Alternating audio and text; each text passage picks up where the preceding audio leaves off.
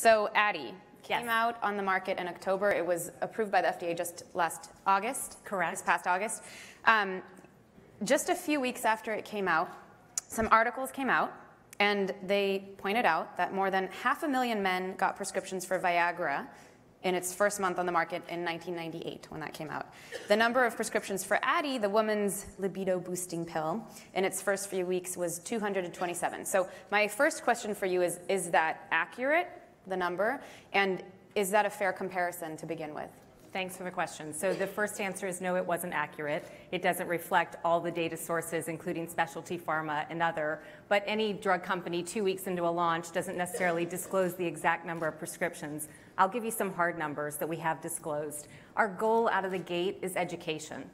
We, in fact, have to certify either healthcare providers or pharmacists to be able to prescribe or dispense our medication.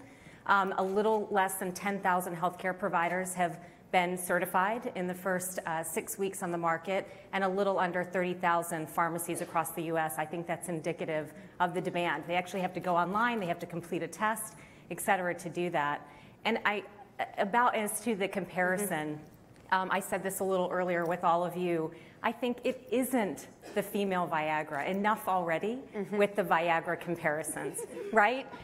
This should never, the barometer of the success of this drug should never be measured against an on-demand drug for men. Actually, the barometer of success for me is that women with a medical condition finally have a choice to make the decision for themselves when it comes to their sexual health. So educate us on the differences, because there are many in the way that the drug actually works and the way that you take it.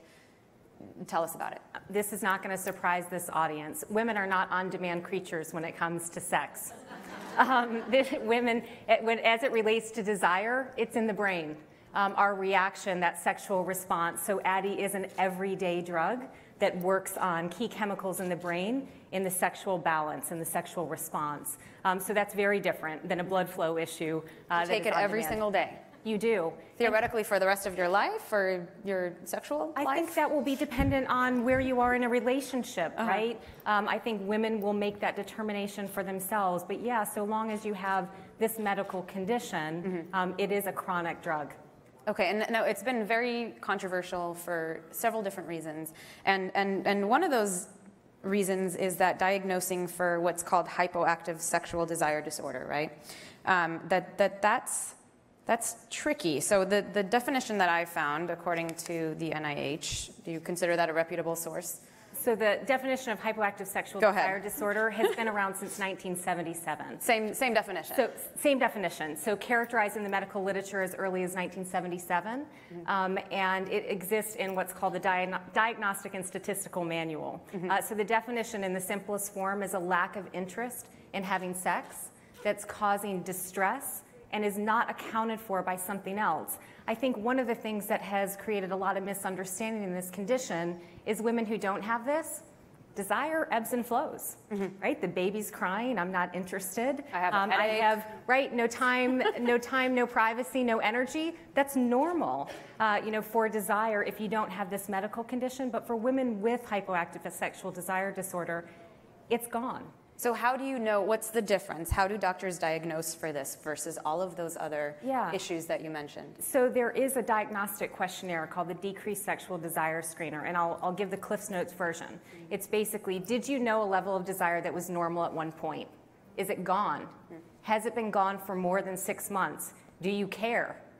And if you care, do you want to do something about it, right? And if you want to do something about it, and we get to that point, then it really is importantly a diagnosis of exclusion. We look for the fact that it isn't accounted for by something else. It's not another medical condition. It's not another drug that you're on. It's not something else going on. It's not a relationship issue, right? If the reason that you have no interest in having sex is partner dependent, you should talk to a therapist. You should not take a drug that is not going to fix it. And the journey to getting to today was very long. Tell us about, Addyi's actually been around for a while. Yes. So tell us about going through and getting FDA clearance, and it was actually rejected twice by the FDA. And I have to say, I'm sorry again, but the director at the FDA who was actually tasked with this, her name is Janet Woodcock. No joke. You can't make that up. Okay, go ahead. Under Janet's direction, there have been a lot of good things in terms of bringing women into the conversation. I love what Ann just said about consumer healthcare. I think similarly with this, patients are becoming the center of the conversation, so I'll give her some props for that. In terms of it having been around, for sure. So Sprout was not the innovator of this drug. In fact, I founded and ran a company with one of the male sexual health drugs and was watching from the sidelines this great science that was emerging, and then watching a company yet again walk away from it.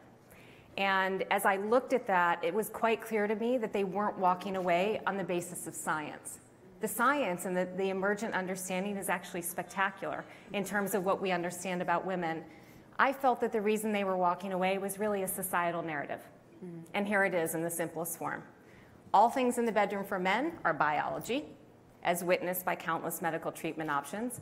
All things in the bedroom for women are psychology. We're so complicated, right? Sex is complicated. We all bring both things into the bedroom, and if either one of those things is not working, it deserves attention. It deserves treatment.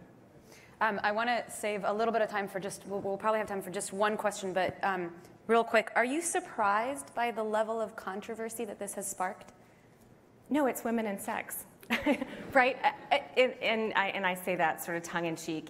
In fact, it did confound me that anybody would stand in the way of women having access to a medical treatment for a medical disorder. At the end of the day, all drugs come down to risk and benefit, right? That's what drug development is.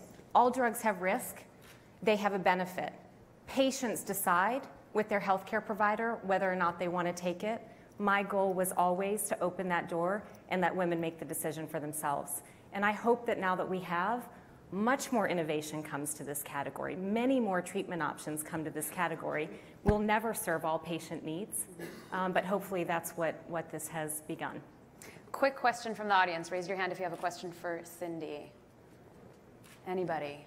Nobody. All right. You guys are not a very curious bunch, apparently. I like to say I'm a card-carrying member of the Sexual Medicine Society, so that makes me really good at a cocktail party.